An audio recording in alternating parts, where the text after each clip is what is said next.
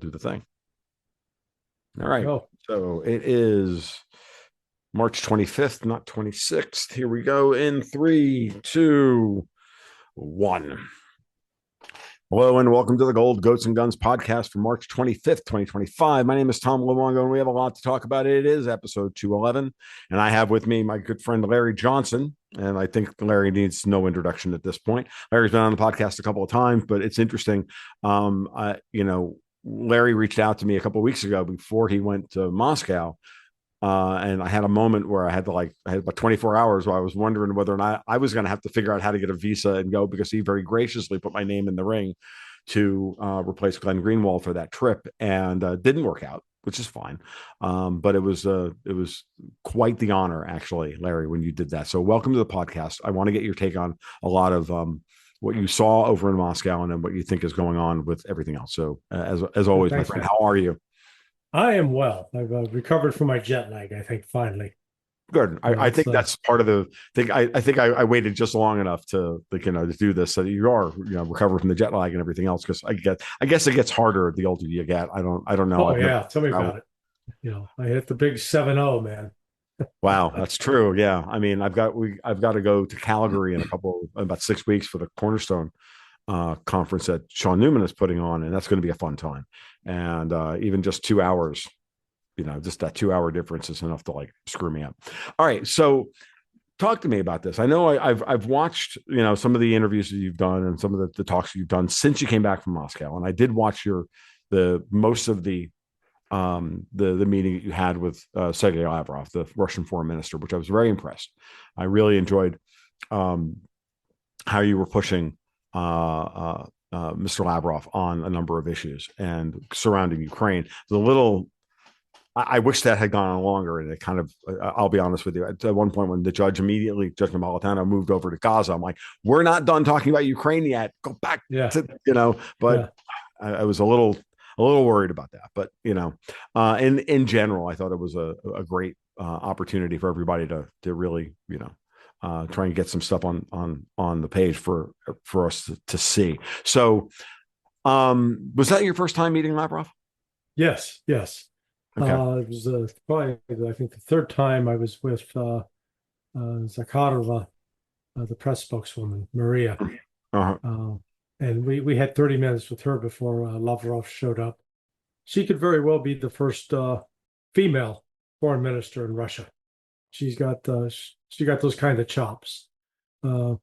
She's actually probably a little harder edge than Sergei, but it was relaxed. We'd been asked to prepare questions in advance, and as if it was going to be highly structured. But once we got in there, boy, the questions just went out the window.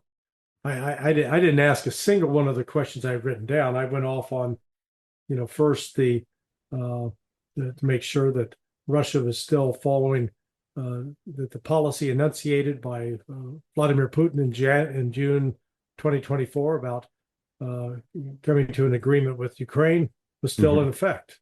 And the Lavrov gave a good lengthy answer, substantive answer, but the short answer is yes, no change, at least for now. And if it changes, it's going to be tougher conditions, not lighter conditions. Right. That came out. And also asked him about China, as far as there are a number of people I know in the Trump administration and in sort of the world of political punditry and think tankists that insist that, the United States should cozy up to Russia, split Russia off from China, and then we can unite to destroy China. I mean, it's crazy. That's the Steve Bannon version of the world, right? Yeah. Notice that Steve Bannon is not part of Trump 2.0 at all. Right. Well, but you got Elbridge Colby, who is, grandson of William Colby. Right. And he's very much in that camp. And I know a number of other people that seriously talk about it. And then, so I asked Lavrov about it, and he very diplomatically said, that's nonsense. And, right. I was going to use stronger term, but I didn't want to make it too crude. But, Lavrov, he was a gentleman, but it was, it's just like you and I sitting here talking. Right. There was no, I've been around people who think that they're famous and important, and they get that self-important air. When I was on CNN's Crossfire, I was on with Pat Buchanan and Robert Novak. Right. Buchanan, man, full of himself. Right. Oh my God. Just, I didn't get that kind of vibe off of Lavrov, exactly the opposite. So, and I think the Russians, the Russians are trying to reach out to, if you will, the blogosphere, the world of the internet, get outside of the regular traditional media, because it's fading. It's still important in some sectors, but it's fading. Yes. And things like even your show, these kinds of alternatives become, are seen more as a threat now by the deep state. Oh yeah, without a doubt. That's very, very clear. So it's funny you say all of that, and I want to come back to this in a minute. But I never got the feeling off of Sergei Lavrov that he was ever anything other than kind of down to earth dude. Yeah. Like he has this public persona, and then the minute the cameras are off him, he's lighting up a cigarette and joking and having and having substantive discussions that are personal. He just always seemed like that kind of guy. And it's funny when you say about Maria Zakharova. Like I've always been incredibly impressed with her, her ability to to toe that line between being the press secretary effectively for the foreign ministry and be witty and all of that, and at the same time be unbelievably statesmanlike and really put a really strong presence forward for the Russian side of things. And she's really a very impressive woman. And I never really thought about her as taking over for Lavrov, but yeah, it makes perfect sense to me. Okay, so let's dig into this a little bit. So you guys had an hour and a half, right? With and so in general, we can obviously watch the full interview on on YouTube or whatever. That's fine. The big thing here is, and in the time you were over there, what was your overall, like, what was the real impression you got from all of this stuff? Because I want to get into some of the specifics, but just in general, let's start there and then let's drill in a little bit. So, like, where do you think I think I know the answer to this already, but I want to ask it anyway. Where do you think the Russian headspace really is relative to Trump? And I'll leave it open ended like that, but I can, I'll pop in at some point. Okay, so let me use are you familiar with the story about how an elephant was, when you got a full adult elephant and its leg is tied by a rope that it can easily break, but it thinks it's trapped. And right. The way that happens is from the very young age, they put heavy chains on it. And so as the elephant grows, it becomes accustomed that whatever's attached to its leg means it can't move. And it's sort of trapped in that narrative. But when the day comes that elephant discovers it can break the rope and it's free, all of a sudden it's a new world. Right. That's what's happened in Russia. Up until the start of the special military operation, Russia was still sort of that elephant with a rope around its one leg, feeling that it was trapped, that it was tied to the West, that it had no other options. Right. Since then, it has awakened and said, we don't need those losers. We don't need them. Right. We can do this on our own. There's nothing that the United States has that we actually need in order to survive. Now, we'd like to be friends with them. They do have, they do throw some good parties, and they do have some upside, but we don't have to say, okay, yeah, you're here to rape me again. Let me get my pants down so you can do it. Right. No, that's over. That's what has taken place. And if you listened to Putin's speech, I think it was last Thursday, to the industrialists, he had this closed door session, but the reports have come out about it where he said, look, if you think, even though we improve relations with the United States, if they're not going to keep imposing sanctions on us, think again. They can't help themselves. And he went through the history. The Jackson-Vanik Amendment. Oh, you won't let the Jews immigrate. We're going to punish you. And then that stayed in place until Browder's Majinsky Act. Now we're going to, and then that goes into place. And then more sanctions. So Putin says, no matter what deal we reach, it's never going to be good enough for them. And they're going to continue to try to sanction us and control us economically, which is why we're going to continue on the road with BRICS. We're going to separate ourselves economically from the West. Yes. Then we're not going to be dependent upon them. Mm-hmm. So, that's the change that's taken place. Right. Now, while we were there chatting with Lavrov, he got into this, sort of a brief history of all the times Russia's been screwed by the United States since 1995, betrayed, actually right. Since 1990.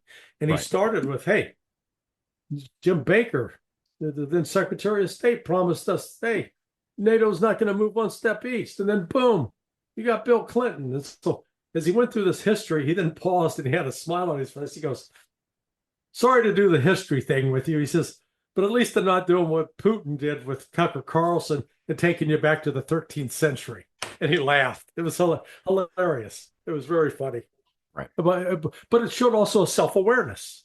Right. So, but they go through the history because they remember. And when you start laying out the history of this and remembering it, whether we're talking the fact that it was George W. Bush that walked away from anti-ballistic missile treaty. It was Donald Trump that walked away from the Intermediate Nuclear Forces Agreement, the INF. Right. It's not Russia breaking these. And yet, the United States is turning around accusing Russia of always breaking agreements. And Russia is going, okay, we're not playing that game, no more.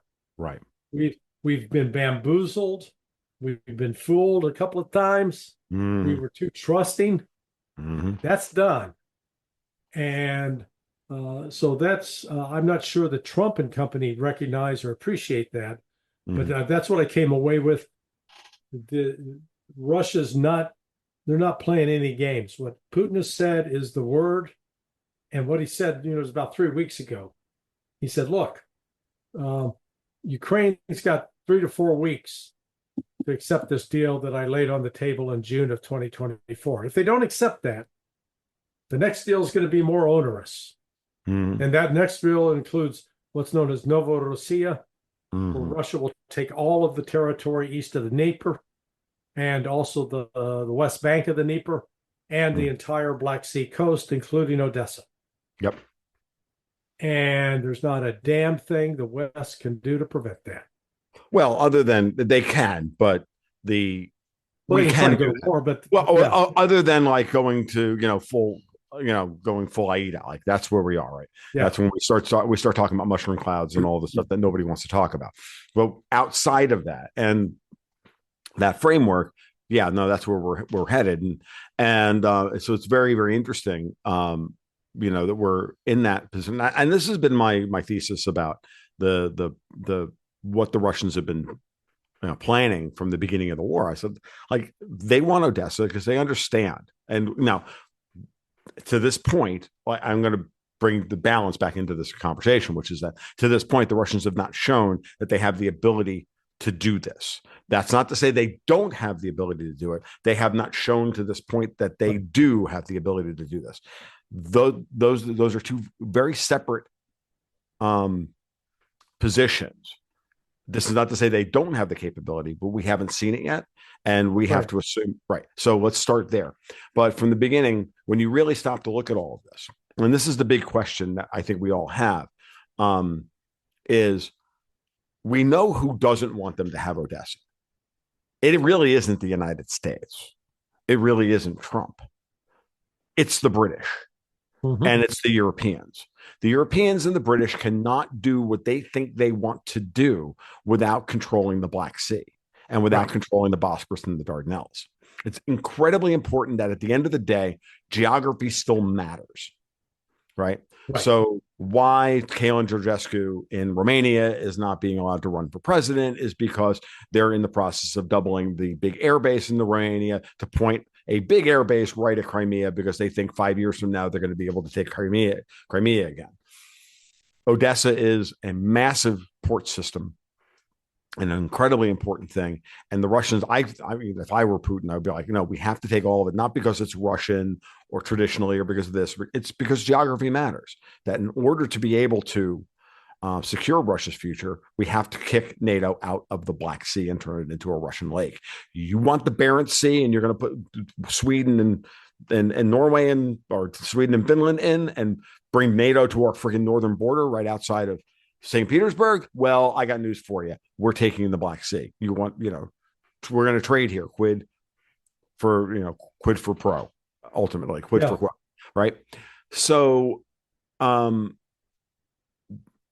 the question I have really when I think about this is, do Trump and company understand this? Have they had those? Do you get the feeling that those communications have taken place ultimately?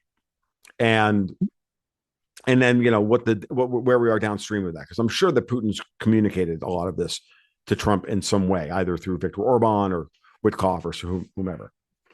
Well, I saw a news headline within the last hour or two that off of the Wall Street Journal that what the agreement that's going to come out of Riyadh will be reopening the grain deal coming out of Odessa. But Russia's conditions for that is, hey, you got to lift the sanctions on our agricultural exports, sure, and fertilizer.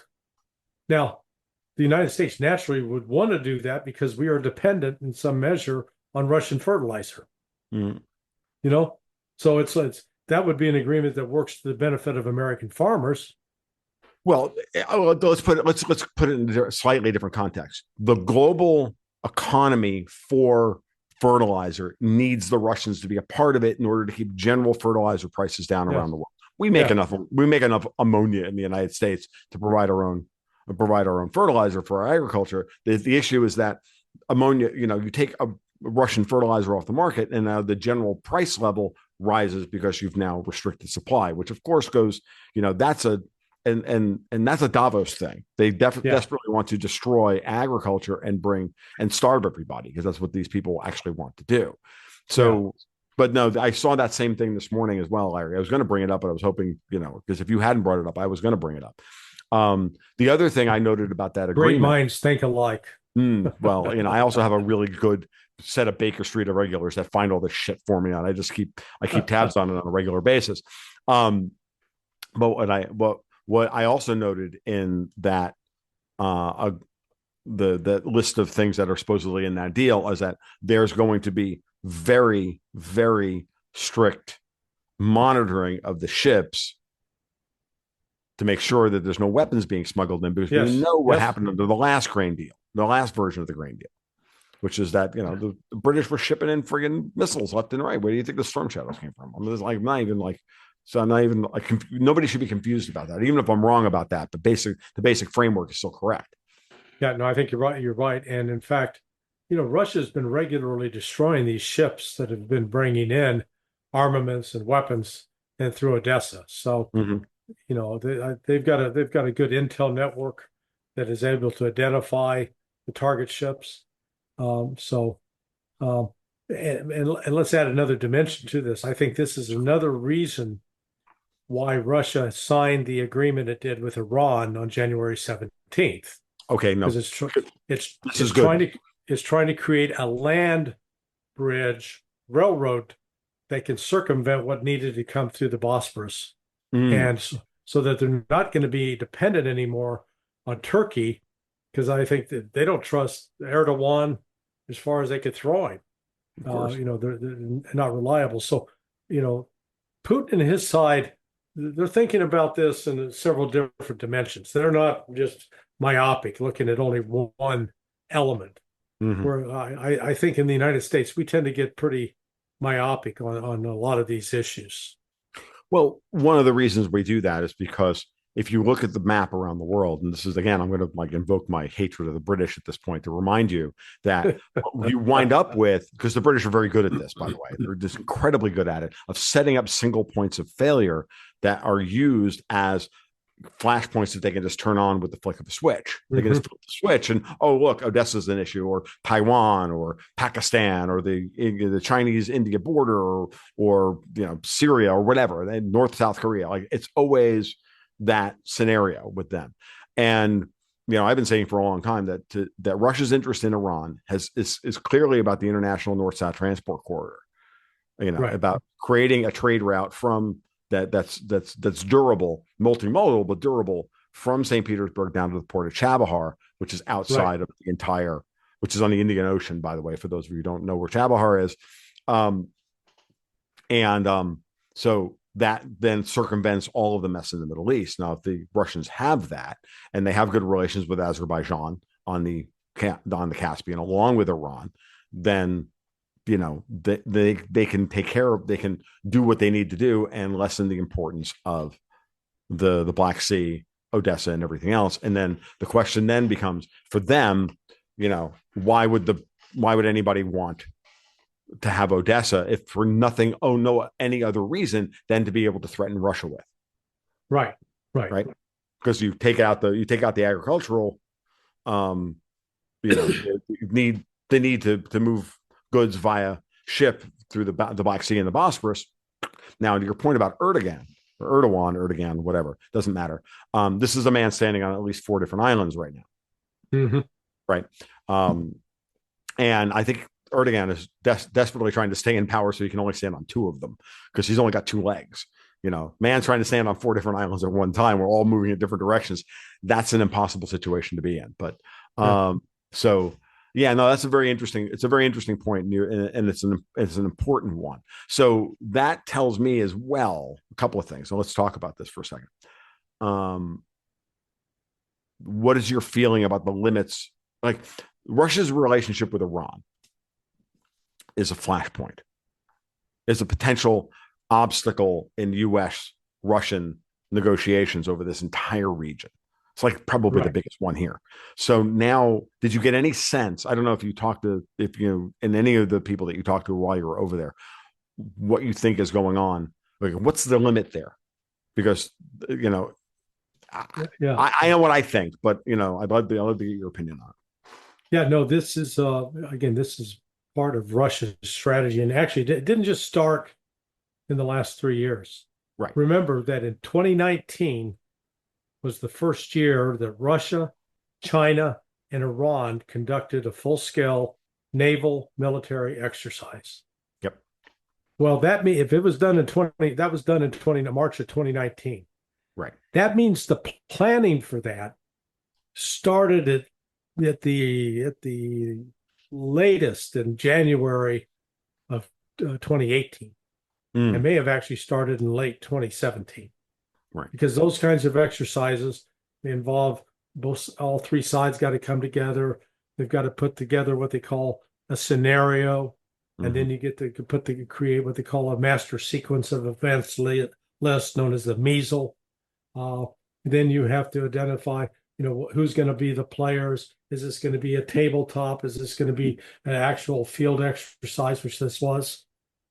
So Russia's been cultivating this military relationship with Iran now for 7 years. Right. Just in 2019 or before that. That's number one. Number two, on January 17th, when they signed that security arrangement, it's a massive deal with Iran, this thing that had been negotiated extensively. They chose to sign it on January 17th, 3 days before Trump was inaugurated, in order to send the United States a message. Because one of the there's several signals sent in that agreement. One, that basically Russia was going to have significant influence over Iran's nuclear program, and that means if Russia is involved with Iran's nuclear program, Iran is not building a nuclear weapon. Right. Russia will not tolerate that. Right. That's number one. Number two, they laid out both security arrangements and agreements that, in essence, Russia will come to Iran's self-defense if Iran is attacked unjustly. Mm-hmm. And to that end, there are other agreements that were acknowledged but not printed because they're classified that deal with intelligence and military cooperation, including weapon systems, electronic warfare, air defense. Right. So I did. No, that's enormous. That's really important. Now, the feeling I got from that agreement was that this was really about protecting the Russian Iranian corridor, that north south corridor, not yes, necessarily the east west corridor, because it's correct. about trade and Correct. mutual defense. It's about ensuring that Iran is not destabilized on its northern border, because that's clearly on the table. And and this is a very important, because again, it gets back to your point originally, the point you made earlier about the de-emphasizing Odessa as a commercial port necessary for Russian commerce, right?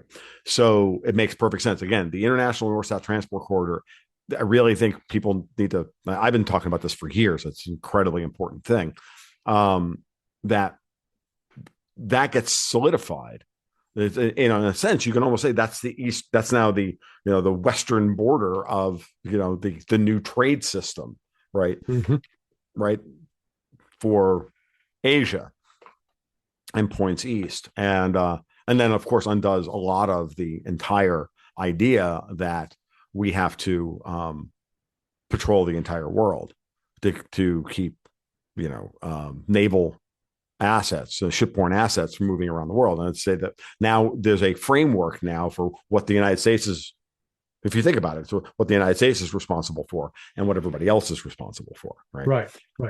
So there's a number of signals there. That's a really important point. So now when you start to think about what Trump is trying to do by de-emphasizing Taiwan, by moving 40% of TSMC's production onto American shores, you're de-emphasizing Taiwan as a flashpoint, as a single point of failure. So now we can de-emphasize Odessa. Now we can get rid of Taiwan. Like, you start to see the picture here that that there is a picture forming where everybody can basically go back to their separate corners. The people who don't want to go back to their separate corners are the crazies in Brussels and London. And in Tel Aviv. Keep going. Okay. So, like, which again, I think are downstream, my view of the world, downstream of both Brussels and London. But go ahead. So 3 weeks ago, if you would have asked me, I would have said, hey, I think Trump is well positioned to deliver on his promise to be the peace president. Mm-hmm. And that I think there was good reason to suggest that he was not beholden to Miriam Adelson and sort of the Jewish cabal, because he's not facing re-election, so he's got some freedom to do what needs to be done. And that was reflected in the peace agreement that secured the ceasefire between Hamas and Israel. Right. I think what's happened over the last week suggests the opposite now. Okay. That the Zionists got their hooks into him so deep. And it was reflected in Witkoff's interview with Tucker Carlson. Okay. Now, notice when Witkoff was talking about Russia, and he talked about, hey, there's the one word, communication. The fact that both sides talk, and even if you find it objectionable that we're talking to the Russians, we're still going to talk to them. And Tucker was like, yay, yeah, that's great. And I agree, that's great. Mm-hmm. But then when you look early on in that interview, when he's talking about Hamas, he goes, well, yeah, I haven't talked to anybody from Hamas. Right. We're not dealing directly with anyone we're dealing through a cutout. But anyway, they're a bunch of murderous bastards, and they're going to have to disarm, and they don't have any legitimate claim to be involved with politics. What happened to communication? Okay. Right. And well, okay. I want to push back a little bit, and not saying you're not wrong about that. I agree. I heard that from Witkoff, but I've also heard that there's another layer to that they are talking about Hamas saying, look, if you disarm, you will be a part of the political process. Now, yeah, they're not. But I mean, the trust levels are so low that no one would believe. No one takes that seriously. Just making sure. They fought the Israelis to a standstill after 15 months with just sidearms and rifles. Mm-hmm. You know, Israel's got the most modern military in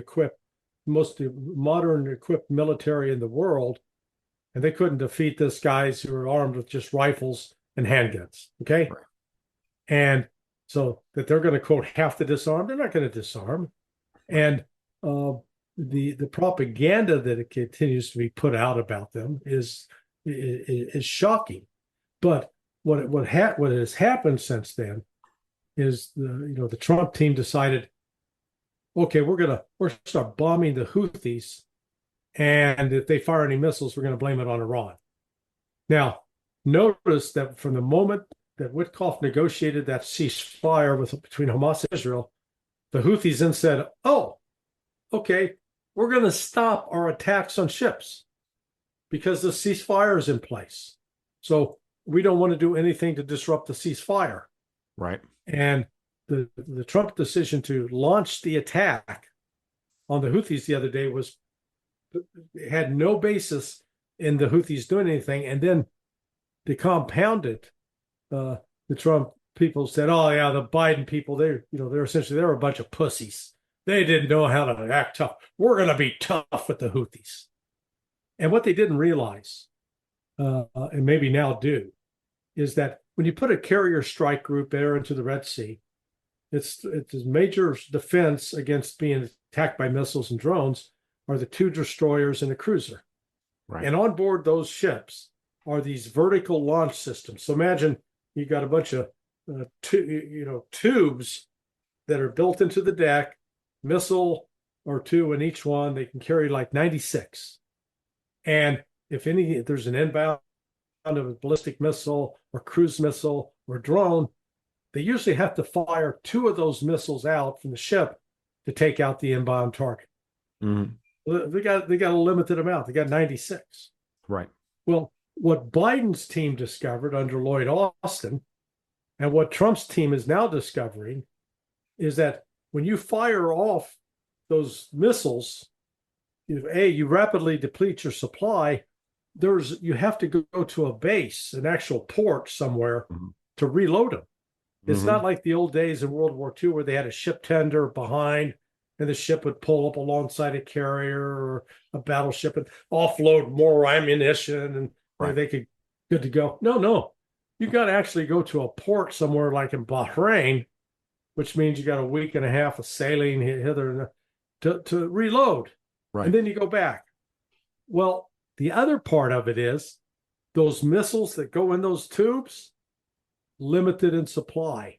The particular Aegis missile, I think it's called the SM-3, as of 2018, they only had 660 total. Do the math. You don't have to have calculus to figure out that now if the Houthis fire 20 missiles and drones at a ship, and the ship in turn fires 2 missiles for every one of those, that's 40. That's right there, you're at 40. You've already eliminated 40% of your arsenal on board that ship. That's right. If the Houthis continue to do that for 3 more days, you're out of ammunition. You got to pull out. And when those destroyers and cruisers leave, so does the carrier. Right. I mean, these guys didn't think this through. It's insane. And so we've now reached what we call genuine asymmetric warfare, where we got these very expensive missiles that are being fired, let's say, at $5,000 drones. Mm-hmm. Yep. Yeah, I mean, so nothing like calling it. There's no good return on investment there. Mm-mm. So Trump, but the Trump team has made clear that this is actually a pretext to justify an attack on Iran, and within that, they've sent the Iranian leader a letter basically saying, "You agree to what's equivalent of a new JCPOA." Mm-hmm. Agree to that or else. How I know the answer to this question. Right. But how would your marriage proposal to your wife have worked out if you said, "Hey, marry me or else I'm going to attack you"? Mm-hmm. Yeah. She probably would have shot you. Well, in my house, I'm not going to go. I won't go into that into that story on my end. But yes, no, I get what you're saying on this. Now, um, do you see this in? I'm trying to square all of this because I mean, Yeah. the it doesn't make any sense in the long run if um that I just I can't believe that they're this dumb. Like after what they saw during the Biden administration, after they saw what the Houthis were capable of during the Biden administration, because we know I remember the first time we ran into this. So now what is so? I mean, this when I'm watching this play out, like and I'm thinking about this at a higher order strategic level. I'm not disagreeing Yeah. with you. I know this is You can I know disagree. this is That's a okay. dangerous game of brinksmanship that everybody's playing, Yeah. right? This Yeah. is and it Yeah. seems dumb, right? But from my perspective, when I look at this from not from my perspective, but just from a greater strategic perspective, I say you can't have an Iranian um, axis of resistance that's still active and capable of destroying Israel if you want to actually get something close to buy-in for everybody to basically stand down, right? Otherwise, we can't stop supplying support to Israel ultimately. If the axis of resistance is still in play and it's in any form, or not in any form, but in it hasn't been brought low. Now it's been brought down. The Hezbollah brought has been brought down in potency. The Hamas has been brought down in potency, no matter what no matter what, right? At the end of the day, and then Erdogan is now situated in Syria, denying Israel most of Syria, which is what they wanted because they wanted Syria under their control all the way to the Euphrates River, Yeah. right? Yeah. And Erdogan's put the kibosh on that. So we have this kind of unsettled situation, which is a lot less direct confrontation but through proxies and everything else, but between Israel and Iran. So now the question is, I guess, is this scenario laying out that at a certain level that, okay, if the Houthis are brought down in effectiveness and that sets the stage for some kind of negotiation. Because the other thing I saw the other day was that the Russians are beginning to supply Iran with a real air force. Like the idea of the Iranian Air Force was almost an oxymoron. They were still flying F-4s, right? Right. I don't know Yeah. a lot about this stuff, but I know enough to know that they had that. But now with the Russians saying, we're going to give you Su-35s or Su-57, something Yeah. like that. I think it's 35s. Su-35s, which are Not the 57s. right, not the 57s. But and so that's a different, between that plus Russian air defense and EW and all the rest of it, it's saying, look, there's not going to be a scenario credibly now where if Erdogan is in charge of for the most part in charge of Syria, this is not a credible situation where the Israelis can use this as a pretext in order to launch a first strike on Iran in a way that they, because every day that, once those planes are delivered, those pilots are trained, blah, blah, and those systems are integrated into the Iranian defense system, the window of opportunity for Israel to do something really fucking stupid, along with maybe backing from Trump or whatever, dwindles. Yeah. So now the question is, okay, so that's what I'm getting at here. I don't know if I'm Okay. on base, No, off base, or whatever. So how you frame the question and the assumptions that go into that question determine your outcome. Okay. So let me show you how the Trump administration is framing the issue and the key assumptions that they are making. Mm-hmm. They take, first of all, the lesson that what happened to Bashar al-Assad can easily happen to Iran, that Iran is just as fragile and brittle a society as Syria. So all it is, you can just take a little bit of pressure to overcome. Secondly, they genuinely believe, we've heard this from Witkoff, we've heard this from Mike Waltz, that the Iranian air defense system has been completely stripped. It's naked. They are completely vulnerable. They cannot stop the West if we choose to attack. Third, that we believe that Iran is building a nuclear weapon, and therefore we got to stop it. Right. Therefore, the only solution out of that is either Iran's going to have to completely surrender and stop any support for Hamas, any support for Hezbollah, any support for the Houthis. Or if they don't do that, then we're going to attack them. Okay? So once you have that construct, it's logical, and it leads inevitably to that conflict. Now, sort of a caveat to that, my friend Ray McGovern and I disagree on this point. Ray believes that because the United States Russia is so keen to get into to settle a deal with the United States that they will be able to mitigate any war against Iran. Okay, let me show you where a lot of those assumptions are wrong. Okay.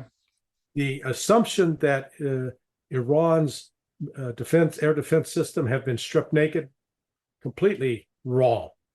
It was barely dented by the Israeli attack on October 27th. And since then, it has been rebuilt. And Iran, in and of itself, has sophisticated air defense. They're not dependent upon Russia. They are sharing information with Russia. Russia does have some advanced electronic warfare capabilities. But remember, it was Iran that had more sophisticated drone technology than Russia. The Shahed drone, and Iran came by that courtesy of the CIA, because they managed to down a CIA drone back in 2012, I believe. And they're good at copying and reverse engineering and doing other things. Exactly. Second, Iran has been under a fatwa since at least 2003 by Ayatollah Khamenei, in which the fatwa was, we cannot build a nuclear weapon because it would be a sin against Allah. This would be an act of evil. And so we're not doing it. Coupled with the fact that they've signed that agreement with Russia, they're in a situation where they've got no incentive right now to try to advance. They're capable of building a nuke. I'm not arguing that, but they're not doing it. But that's being used by the West as an excuse for attacking them. As far as the support to Hezbollah and Hamas, again, the Western assumption is, man, all we got to do is kill the top leader and it weakens those organizations. Yet the fact of the matter is both Hezbollah and Hamas are still intact. Hamas is just as strong as it ever was. And all these attacks on the Houthis have not weakened the Houthis, not at all. And they keep firing the missiles and shutting them down. The wild card in this now is Russia. And again, one of the things I did learn out of that trip to Moscow and in the discussions with Lavrov, that whatever, the history again with Iran was troubled. It was not always warm and friendly between Moscow and Tehran, just as it was not always warm and friendly between Moscow and Beijing. But what they perceive as the growing threat from the West, both Europe and the United States, has convinced Moscow to build its alliances and to forge real alliances with Iran, with China, because they recognize if they don't do that, they're in an existential threat from the West. So that's why I say this thing, the problem is the assumptions guiding people. And when I keep hearing Pete Hegseth and Steve Witkoff and Trump, and they're all talking about that, Iran's nothing, man, we'll roll over them easily. Hey, I remember that kind of talk with respect to Iraq in 2003 before we invaded. Oh, man, we're going to be over them in a heartbeat. And how about in Afghanistan?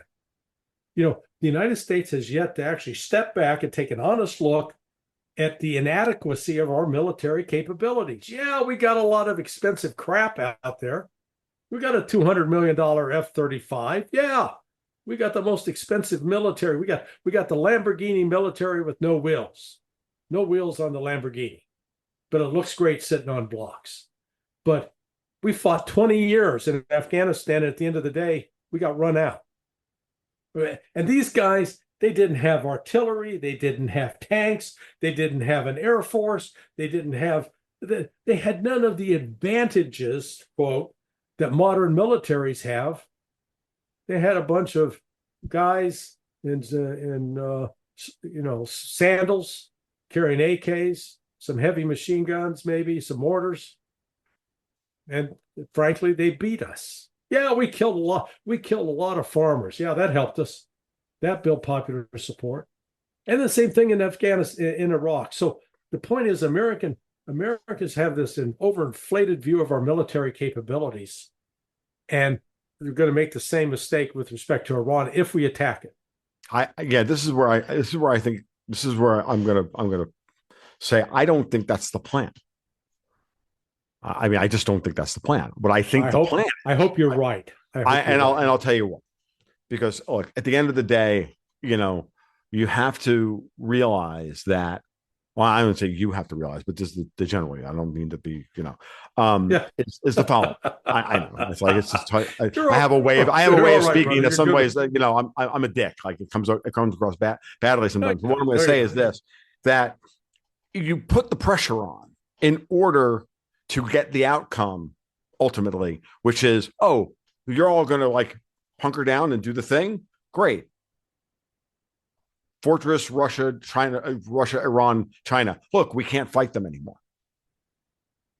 But you put the pressure on, you put the maximal pressure on in order to try and this is a very typical, Trump Zopa thing, right? You go outside of the zone of potential agreement, you push the pressure on them as far as possible, and then you settle.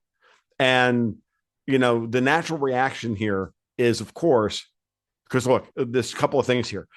I think Trump is going to be willing to give Putin what he wants in Ukraine, because I think Trump's real target here is decoupling us, not necessarily from Israel, but decoupling us from Europe and again, and the Brits, meaning the same way that the Russians are like, you know what? We don't need you anymore.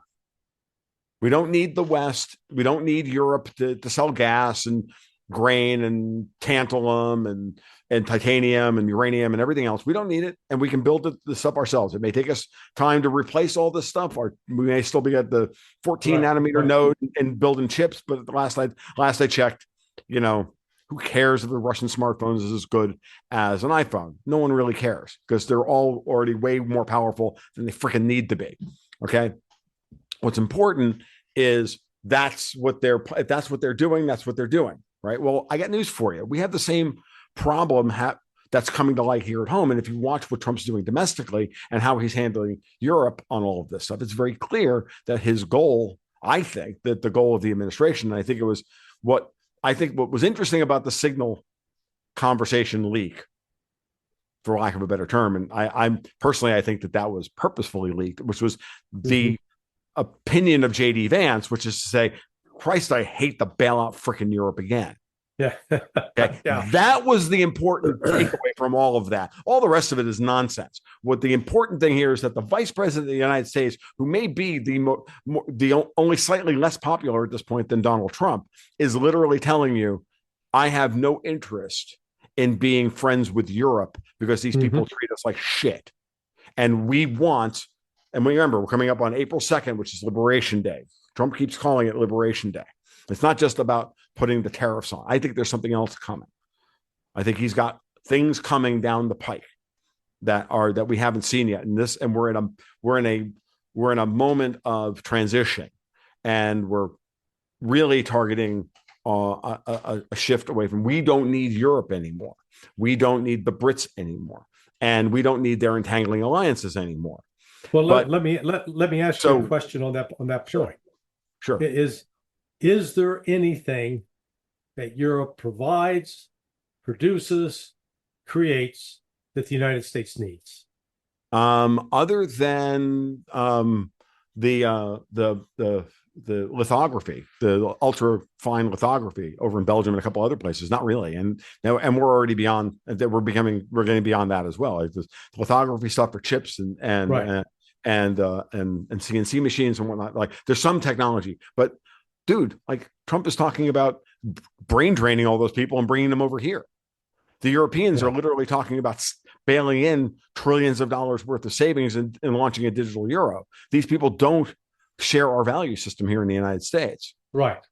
And yeah, so I agree. Okay, so now once you start to play that game, it's like, okay, we need to decouple from Europe. When you really start to think about Israel, clearly the people who really need Israel, because again, in order for the EU and Europe and the UK, whatever faction of the UK decides to win over there, in order for them to do what they want to do, they need to have access to the Black Sea. They need to have control of the shipping lanes. They need to have their permanent aircraft carrier in Israel, and they need to be able to. And France needs to be able to resubdue the Sahel region of Africa. Otherwise, they don't have anything. They have no energy resources. They have no mineral resources. They have none of these things. They can't pull off what they want to pull off. They have no collateral in order to reboot their system. Right. Yeah. So clearly, they're the ones that want war, and clearly they've got their fucking hands and their puppet masters and their hands up the asses of Israeli politicians, British politicians, and everybody else all across the region. Like they're everywhere. And the French are making moves and everything else.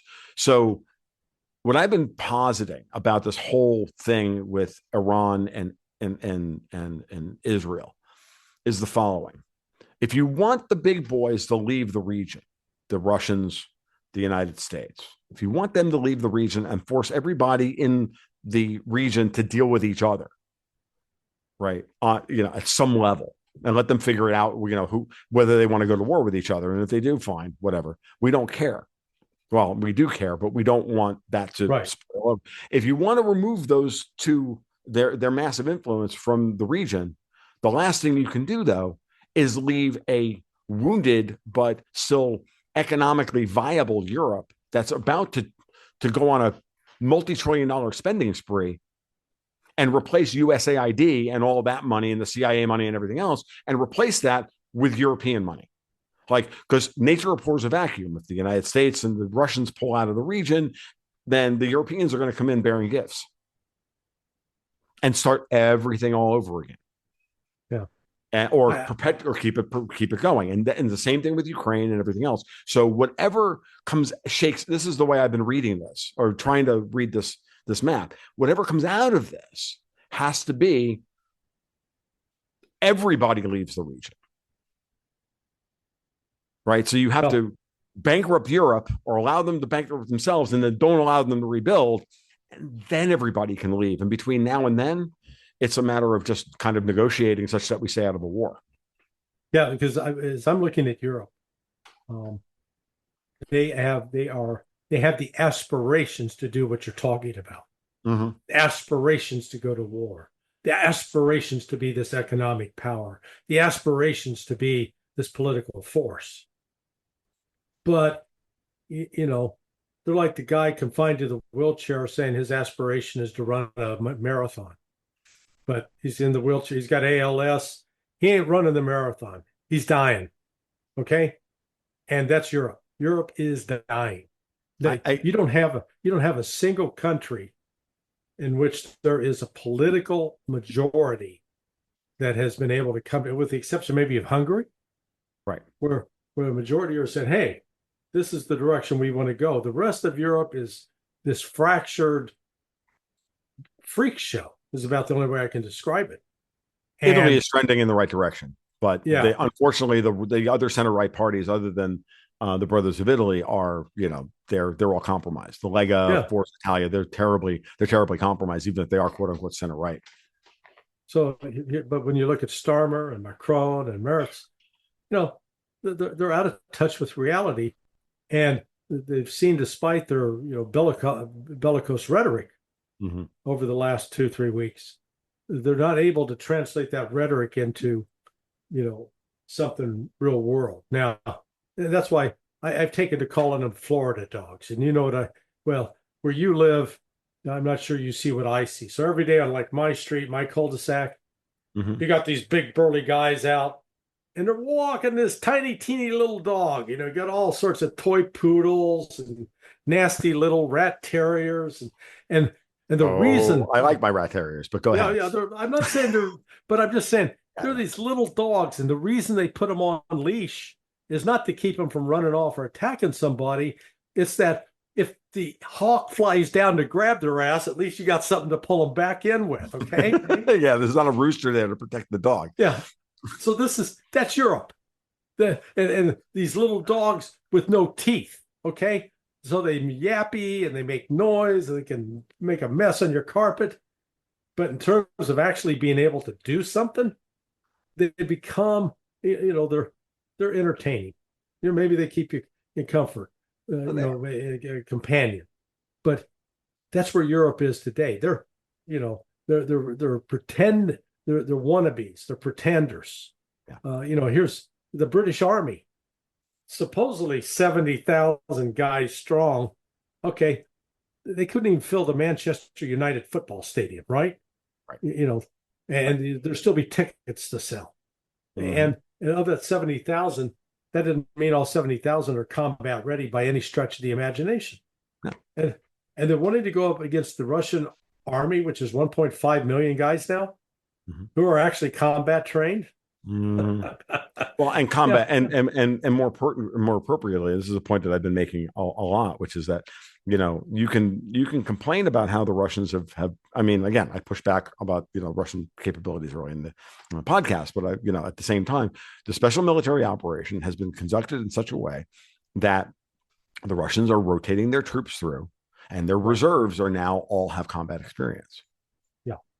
Okay. In fact, I was with the General Brzezinski, in Mm-hmm. a show hosted by Dimitri Simes, Mm-hmm. and the whole issue of the pace of combat, because a lot of criticism of the West is, oh, see how bad the Russians are, they're moving so slowly. And the general said, the West doesn't understand. He says, look, we're not like the Soviet era where we didn't care if we lost men. Mm-hmm. We're trying to conserve our personnel. We're trying to minimize our casualties. And we're going up against areas that have still a lot of civilians that speak Russian.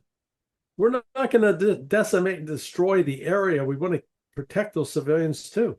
So he says, that's why the slow pace, and we're under no rush. I went, oh, okay, that makes sense. Yeah, no, and again, you can attenuate, even if you want to attenuate that 20-25% of, that's Russian propaganda or whatever you want to call it. I mean, you can attenuate that perspective. But when you really look at it, and I've done this with a lot of people, I said, do me a favor, go on YouTube and watch any of the channels that like cover the war on a daily basis. Weep Union, Military Summary, whatever. Pick your poison, it doesn't matter. And I'll show you a map of the Donbass. And you'll see they put all the fortifications on the map. And when you just back out like a big map of Ukraine, there's this big like streak of yellow that the Russians have had to slog through 16, 17 layers of entrenchments and defenses and concrete and this and that and everything else. And they're like, 16 layers through. They're through like 16 of the 17 layers. Why you're hearing such insane rhetoric coming out of the British media, the Davos media, and all the rest of it, the fear you're hearing about, we have to do something now, is because they can read a map as well as I can. They know what's going on.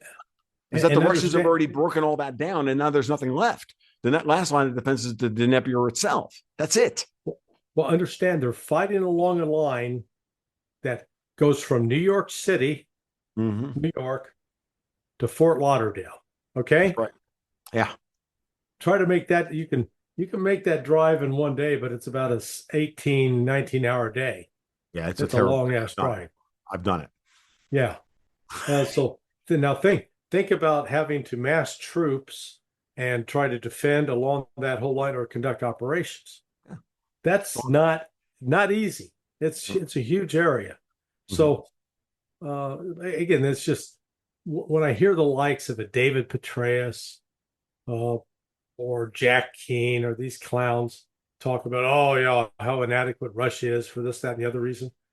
All I got to say to them is 2 words: Iraq, Afghanistan. All right.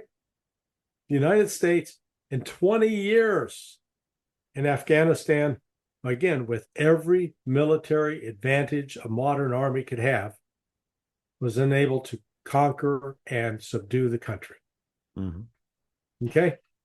So Look, just I think, look look in the I, mirror, guys.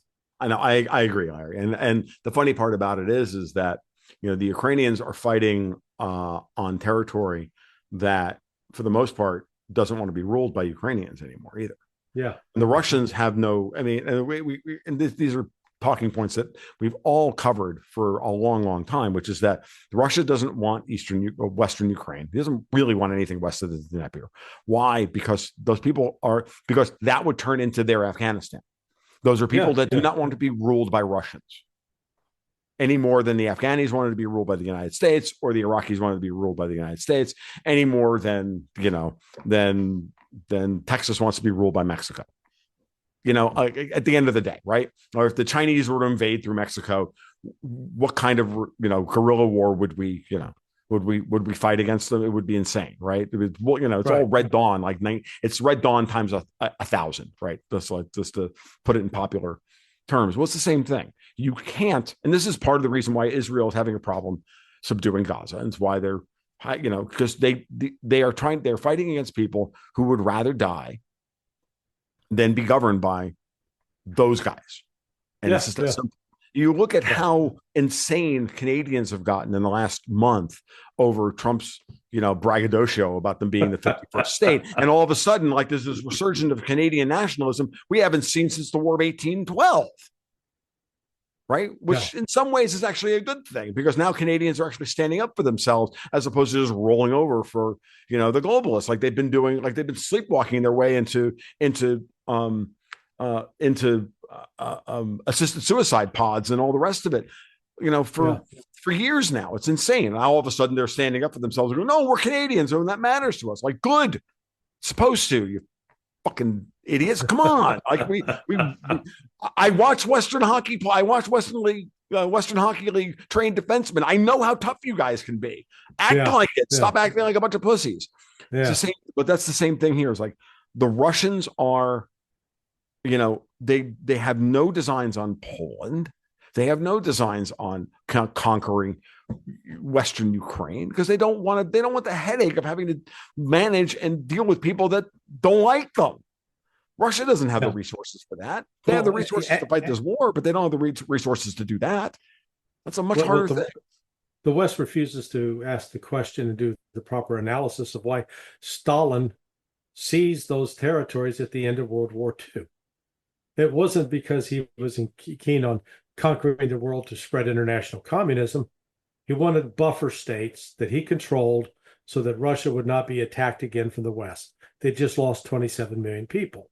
Mm-hmm. And the other evidence that he was not keen on just taking and holding territory for the sake of taking and holding territory was they negotiated a deal with Austria to say, okay, we'll withdraw Soviet forces provided you get a firm pledge of neutrality. And the Austrians said, absolutely. 1955, the Soviets withdrew. Right. So we just don't understand history. In the United States, the ignorance is grotesque, and out of our ignorance, boy, we make some pretty bad decisions. Well, and this is where I think we have begun to turn the corner. If there's anything to take away from, the missteps of a guy like Witkoff, and then you touched on it in the article that you wrote after the Tucker Carlson interview dropped, and I thought it was fair, which is that he's got a whole lot of blind spots, he's got a whole lot of ignorance, but he seems to be a guy who's going to get up to speed if he needs to. He's not. I don't think he's deliberately playing games. He's not. He's not some Machiavellian. I think he's a decent guy. You wouldn't mind, inviting him to one of our dinners and sitting down with him at the table, and you could have a reasonable conversation with him. Right. Yeah, and I think that's the part that we have to, factor into our analysis as we sit here in the cheap seats trying to figure out what's going on. And everybody would do well to remind yourselves that, like, at least that's what I try and do all the time. Because look, I'm as capable of being radicalized and abreacting as the next guy, maybe more so. But I'm not unaware of my own trigger points here, guys. Like, I understand that. Like, fuck the Limey. So, you know what I mean? Like, I get it. But when you when you do this, everybody who doesn't, anybody who doesn't immediately like genuflect to the Palestinian plight is a Zionist shill that's not a rational position to take. Yeah. Because the Palestinians, and the whole region is nothing but a mass of victims of vaster powers. Everybody's a victim of vaster powers. The Iranian people, the Palestinian people, the Israeli people, the Lebanese, the Syrians, the Americans, everybody, because what we're dealing with are the machinations of people who think they control the world and think they can control where the flow of history is going to wind up. Right. And then they try and sell us these pigs and pokes. And, we do well to take a step back and go, maybe we're the ones being played here for their benefit. Yeah. And, well, when the only option, okay, go ahead. Well, I was just say when the only option you're given is more war, that's why I always referenced a lot the more cowbell skit from Saturday Night Live. Saturday Night Live, yeah. Yeah, our answer is always more cowbell, as opposed to saying, you know what, maybe there actually is a peaceful way to resolve this. Maybe there's a nonviolent way to solve this. Mm-hmm. Maybe there's an alternative approach we could take. But, look at what's going on in our media right now here in the United States. Can you name me a single pundit that's on any of the major cable news networks or the major networks, or that writes and is allowed to be published in the New York Times, Washington Post, Los Angeles Times, Chicago Tribune, that is allowed to represent the Russian point of view with respect to the war? No, you can't. Not a one. When Tucker was on, Doug McGregor would occasionally get on to make that case, and Danny Davis has done it on maybe a couple of shows. But those two are that's it. Everything else is this mass of propaganda to shape the debate, to explain what the Putin bad, Ukraine good, et cetera, et cetera. Right. And so you can't even properly frame the problem.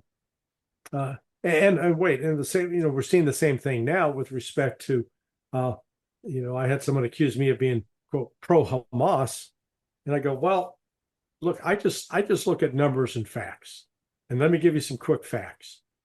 From August of 2000 until last Sunday, the total number of Israelis killed in Palestinian attacks, and this is not Hamas attacks, all Palestinian terrorist attacks, 2,575. 2,755. Okay. Total. Over 25 years. Total number of Palestinians killed in Gaza, over 60,000 since 2000. Okay. I look at that discrepancy and I go, I understand, I'm not advocating it's okay to kill, almost 2,800 Israelis.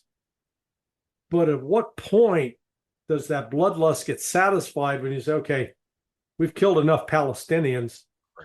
Can we stop? Can we everybody get back to your corners? Put the guns away. We're gonna stop this. And there's nobody doing that. No, it's the same. No. Well, it's the same thing. It's the same thing in Ukraine and Russia. And I've been saying this for a long, long time. When you look at this from the European perspective, what do you call 500,000 dead Slavs fighting over swampland? A good start. Yeah, a good start. Yeah, the old lawyer joke. Right, the old lawyer joke, just translated to this translated into limey speak. And I'm that's serious when I say this. And the numbers are larger, and this is where Trump's instincts are correct. And I've told people, multiple times, I'm like, I expect Trump to make mistakes in this process because his instincts are correct. And again, one of the thing that impressed me, I think, most about Witkoff, and again, many things did not impress me, but what did impress me was his statement multiple times that they go in, that Trump isn't as a results-oriented and outcome-oriented negotiator, meaning he has an outcome in mind. How do we get there? And Mhm. they are going to try whatever they're going to try based on the information that they have and based on the lay of the land that they get. Right. This is Right. and their own biases and everything else. Those biases may have to be um, purged. Right. They may have to be broken down and they're replaced with a new set of biases with new information. What we hope is that that's where we are today, as opposed to where we've always been in the past, where it's just been, okay, relentless propaganda for a particular agenda to get to a particular outcome, to get to a preordained outcome. We're now into different outcomes, but we're still working in the same with the same set of biases that we had previously had, not necessarily the same people with the same biases, but we still have legacy effects and aftershocks of that. I mean, you're not going to get around that. Like, we've got officers being trained in West Point that our military doctrine is Russia bad. Like, there's nothing we can do about this. Like, it hasn't changed yet at the institutional level, and that institutional memory and that institutional inertia is a very big problem, and it's not going to change overnight just because Donald Trump says outcomes. I want new outcomes. Right. It's not going to happen. He's going to get fought at every level, right? And it takes a long time for these things to work themselves out, and it takes buy-in on the other side who doesn't trust us worth a damn, because hell, we might have an election in 4 years that brings the same crazies right back to power. Yeah, absolutely. So, all right, man. You got anything else you want to talk about before we kick it off? Boy, I think we've come up with a good list for fixing the world today. I'll say, and that is ultimately the point of every podcast I try to do. Hey, how can we fix the world? But go ahead. I will say this: you ought to get to Moscow at some point. So the city is at least twice the size of New York City. The official population is like 13 million, but the actual number is closer to 20. Wow. The city is immaculate. It's clean. It's safe. And it is just, it's a remarkable place. And maybe it's good that there's so much anti-Russian propaganda, because it keeps all the hoi polloi from flooding it.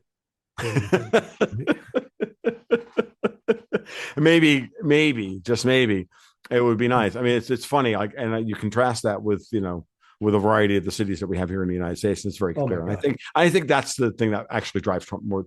Is I think it'll be good. Do you know? And I guess we're not quite finished yet, but do you know if Trump has accepted the invitation to go to Victory Day? No, I've heard actually rejected it. I hope that's not true. Right. I think that if having Trump go to that along with Xi, to have Xi, Putin, and Trump together would be good. Yeah. While in Moscow, we were hosted by fellow Konstantin Malofeev. He's sanctioned for quote interfering in the U.S. presidential election in 2016. Ridiculous, absolutely ridiculous. But anyway, he's a devout Eastern Orthodox Christian. He's a billionaire. He's built a school that would be, comparable to, the most prestigious private school, religious school in the United States. And we had lunch. I was there with Judge Napolitano and myself. We're eating, and there was Alexander Dugin and Konstantin, the dean of the school, and a retired Russian diplomat, Soviet. He was active during the Soviet era. A guy named Michael. And so I asked him, this whole subject of World War II came up. I said, how many of you around this table have a relative who died in that war? All 4 hands went up. And I looked at Napolitano. I said, how about you, Judge? I said, I didn't have any. How about you? And he goes, no, none in my family either. That's the difference. The Russians have this legacy where they lost 27 million people. And they still remember. They haven't forgotten. It left a scar. It left a mark on the soul of the Russian people. Right. And that still influences today a lot of their decisions. Whereas in the United States, we've never really suffered massive loss in any of our wars. Yeah, there have been a few people have paid the price, but we lost I think in Europe, in the European theater in World War II, it was like 275,000 in the Mhm. entire European and North Africa theaters. Well, hell, that was one third of what Russia lost in terms of soldiers at just the Battle of Stalingrad. Yeah. So, and I think it is in part because we've been so cavalier about losses that we're eager to go to war. It makes us more money, Mhm. you know. So there's that cultural difference that I think, hopefully Trump comes to capture and understand. Yeah, and I would encourage him to go to that, to take Putin up on that offer. At the very least, they have to meet, Yeah, and I think it would be very, very symbolic for him to show up in right. in Moscow for that day, the 80th anniversary of that. I think it would be a very important thing for him, for the world, for everyone to say this is serious, and we want to move forward with a different architecture. And I think Yeah, he should be statesman enough to understand that that's his role at this point. yeah, But we'll see. Politically, it would be challenging, but so what at this yeah. point? It's But what the American people asked him to do, and it's what we voted for him into office to do.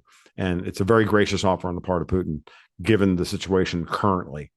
yeah, yeah, And it would be the right thing for him to do. So I hope if he has rejected it, I think that's a terrible set of optics for him. And if he's going to go meet with the freaking king sausage fingers, well, and not meet with Putin, fuck him. Like I'll be honest yeah, with you, that is not acceptable yeah, at this yeah. point.